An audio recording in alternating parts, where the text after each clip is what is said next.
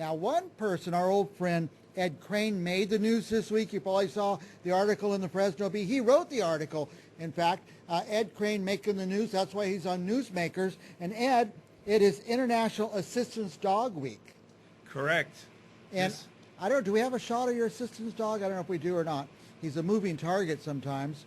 Tell me the name of your dog. Zern, he's right here in front of me. There he is. Keeping track of me. Zern is my seizure alert dog who is with me 24 hours a day and always paying attention to me and letting me know if I have an oncoming seizure, and at the same time keeping track to make sure that I'm functioning properly without any worries. Yeah. Now, Zern is never the center of attention, but today we got him on camera. So. Yeah, a fantastic shot of him, too. Yeah. Now, assistance dog, there's a whole bunch of different types, I would imagine, for different uses or needs. We've got assistance dogs are classified as either in the class of, and I've got the terminology here, guiding eye dogs, hearing dogs, or service dogs. Right. And Zern falls under that terminology as a service dog. Right. That helps somebody with a disability that does not fall under one of the other two categories. Okay. And that, of course, is a full spectrum of disabilities. Okay, for me, it's epilepsy and seizures, and I also have diabetes, so he helps me along the way there. But service dogs can be helping somebody with muscular dystrophy, or multiple sclerosis, or any one of a full range of disabilities along the way. Now, I see, I bring this up every once in a while when you're on, but I see people out there with their dogs all over, for example, all over the Tower District. They're the most ill-behaved, jumping on people, pulling their master along. It's amazing that a dog can be trained to do something like this. Well, you know, these dogs come from a full spectrum of organizations here in the United States or around the world. And almost all of them breed their own dogs, and from that aspect, what they do is they start training them the moment the dogs come into this world, okay? So for even the first 6 months, there is training that goes on. And, you know, with the organization that I belong to, Canine Partners for Life, there's basic training that begins very early in their lifetime. And then right after that, the dogs from 6 months for the next year go out and are adopted by families that Canine Partners sends them to. And there's just a spectrum of tasks that they're taught at that point before they come back for the next year and a half along the way, where Canine Partners teaches them all of the tasks that they're going to have to learn to be able to fulfill everything they need to when they're partnered with an individual who has a disability. Yeah, and the point I'm trying to stretch it to is you see these people out there with these unruly and ill-behaved dogs. Dogs are really, really smart. Their intelligence. I mean, to be honest with you, I've had 3 dogs now myself from Canine Partners over the past 18 years. Before that, I had Labrador Retrievers twice in my lifetime, and I thought, you know, I was doing proper training with them, and I didn't. Zern was taught from early puppyhood never to bark. He's a silent dog, okay? And he always pays attention. Now, without you know, direction from me, he will lay here silent and not move the entire time we're talking and discussing. That's the type of training he has. Whereas most dogs, which are pets, just are not trained like that. They're not trained, yeah. Now, Zern knows through think you said the sense of smell that you are going to have an epileptic seizure before you know. Correct. Way before you know. There are a number of illnesses that are trained that way. There's epilepsy, there's diabetes, there's a couple of them where they can scent through their ability to smell, they can warn somebody of an oncoming disability. For example, I provided Canine Partners a shirt. It was an undershirt that I was wearing when I had a series of seizures, and I wrapped it a number of times, 6 or 7 different plastic bags, and I sent it across the country, and they trained him for 6 months. Wow. With that one shirt, so that now he has the ability to scent and sense my oncoming seizures before I can even feel them. You know, I can normally feel a seizure just sometimes a minute or two before I get a foul taste in my mouth or a feeling from my brain of it coming on. Sometimes it's a minute or two before, sometimes it's only seconds, whereas all of a sudden he's been trained to come over and rub his head on my knees. The only time he ever does that is to warn me in advance, and that could be up to 20 minutes in advance. And I know then to lay on the floor, and if I don't lay down... You don't fall, you don't hurt yourself. If I don't lay down quick enough, the next thing he'll do is he'll start to bump me. Yeah. Bump me, saying, Ed, lay down. And then once I lay down, he's then trained to lay across my legs, and he won't let me get up. He knows, again, through his sense of smell, when the series of seizures is over. And then he will get off me, and he'll come over and lick me on the side of the cheek, telling me it's over, and he'll help me get up, because when a seizure episode is over, I can't automatically get up quickly. I have to get up in stages. So not only was he trained for that a long time ago, he remembers that long, and he still remembers what to do and does it effectively. So these dogs are smart. And I've had an instance already, and I've had that happen with, so far, each of the dogs I've had, where all of a sudden we've been walking out in the public, and he's pulled me to somebody else, a stranger, and he's given a similar warning to all of a sudden a stranger, and I've had to be very careful and normally talk to an adult there and said, hey, this is my service dog who has the ability to warn of a seizure, and had to ask the person, does somebody have epilepsy? And in those instances, the individual said yes, and I said, I have a funny feeling that he's warning of a seizure. Could you please have so-and-so either sit down or lay down? Yeah. And it was an ability to have a similar scent that I have, and the warning was accurate. Wow. Now, it is International Assistance Dog Week. What do you want to accomplish during this week? You want people to know what's going on? You want people to get involved? Well, you know, the basic entity that we're trying to accomplish is to educate people about assistance dogs. You know, what we want to do is get the word out, not only about a dog such as Zern. I want people to understand about seeing eye dogs or dogs that assist people who have hearing impairment. I want to acknowledge all assistance dogs, number one. I number one, want to be able to thank these dogs for the wonderful work they do. Number two, it's important to recognize and honor the organizations that raise and train them. And at the same time, there are individuals out there who raise and train their own assistance dogs. I want to acknowledge them too, because what they do is important, okay? And the third thing we try to accomplish during this special week is there are a handful of assistance dogs that pull accurate and incredible lines of safety that are miracles. That all of a sudden you'll read that an assistance dog went into a dangerous situation and saved somebody's life. Yeah. Those are situations that are recognized during this special week too. Okay. So what we're trying to do is educate people this week about what these amazing dogs can do. And one of the things we hope to be able to do is educate people. Educate people about what these animals can do, because there are a lot of people out there that hopefully are not aware of this. I wasn't aware of it 18 years ago.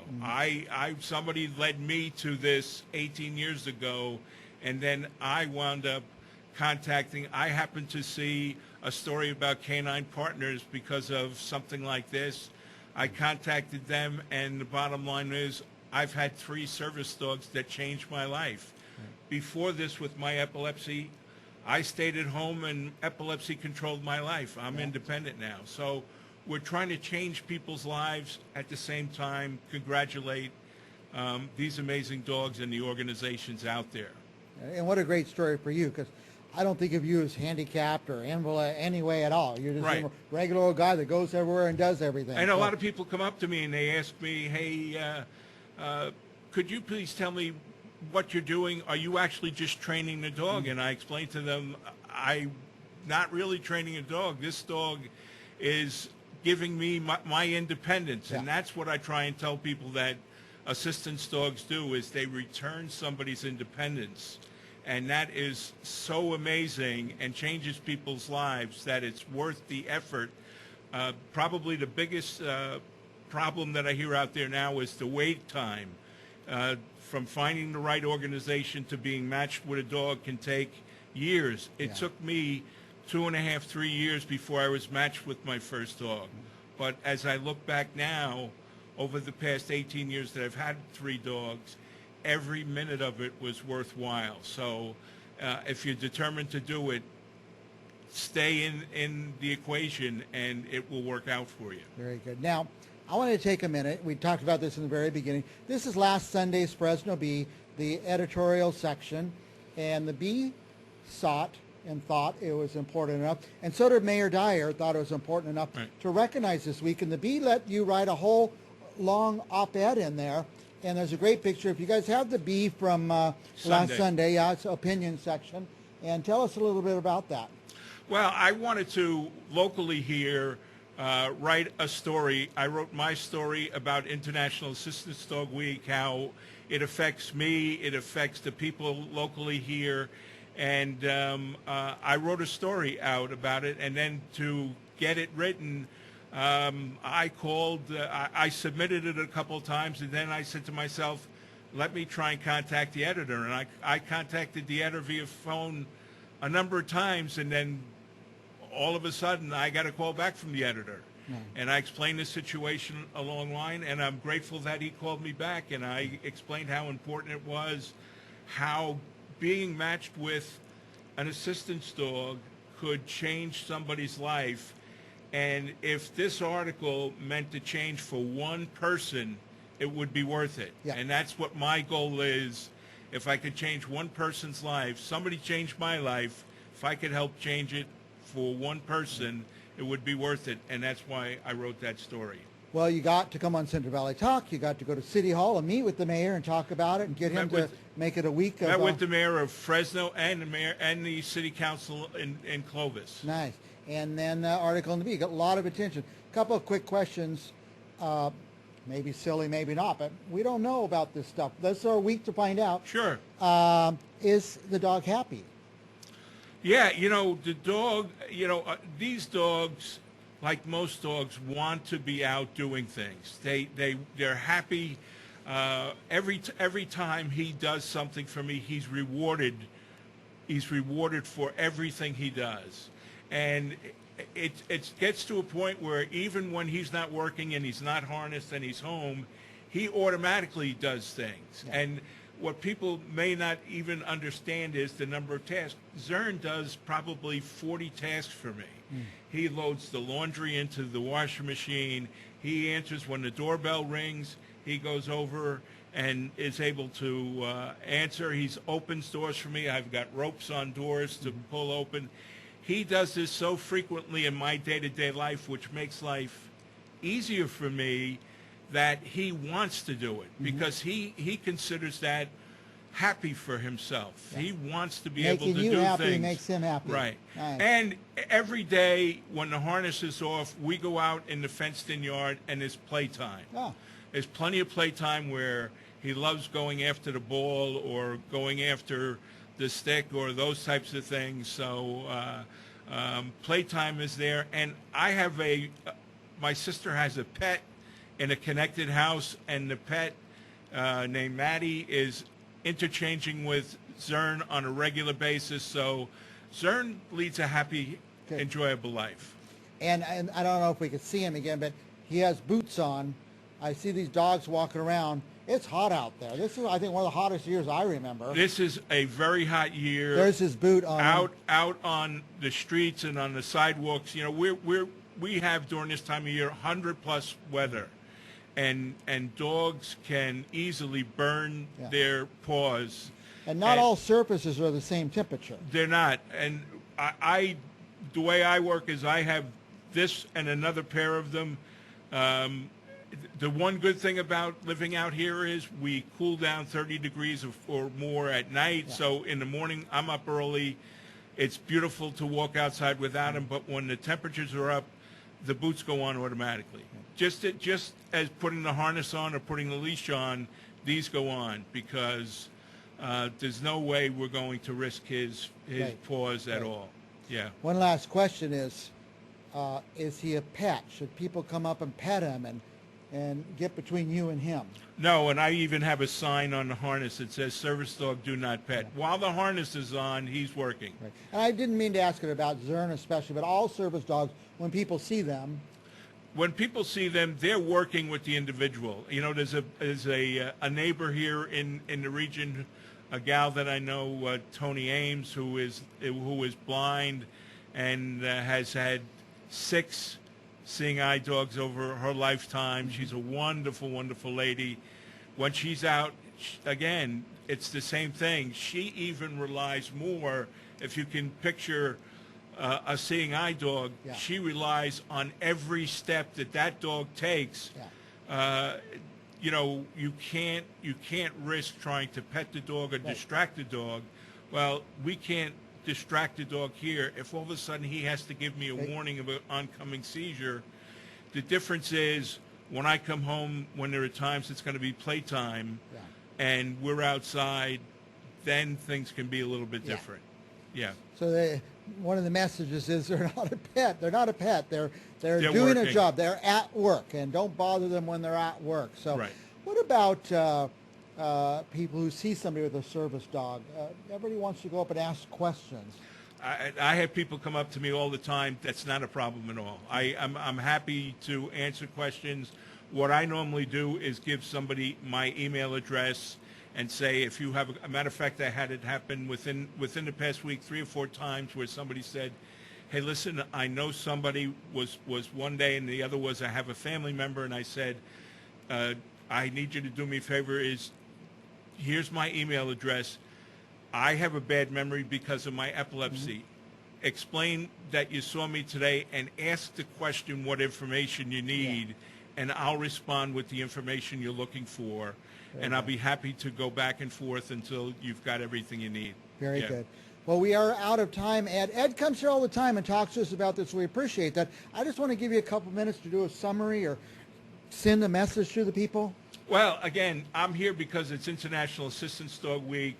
It's my opportunity as a recipient of an assistance dog, somebody who is benefited. It's changed my life, and I'm grateful to my partners, not only Zern, but my previous partner was Alipo, and my first partner was Charity. And I'm grateful to Canine Partners for Life, who has partnered me with these 3 amazing dogs. I wouldn't be here today if it wasn't for that organization. So I say thank you, and I send my best wishes, and so does Zern. And anybody out there looking for a dog, I would recommend looking online at the International Association of Assistance Dog Partners. If you're looking for a dog, again, that's the International Association of Assistance Dog Partners. And if you have a question, again, don't hesitate emailing me. That's Edward F. Crane 57@AOL.com. If I can answer a question, I'd be happy to. But these dogs can make a difference in your life. And I say, happy International Assistance Dog Week. Yeah. And if you're watching, you didn't get Ed's number down or his email, call us here at Central Valley Talk. We'll plug you in with him. And we appreciate you coming again, Ed. It's an honor and a privilege. And you're watching Newsmakers with Mike Briggs, live from our Tower District studios here. Stay tuned, because up next is congressional candidate David Giglio. We'll be back right after this.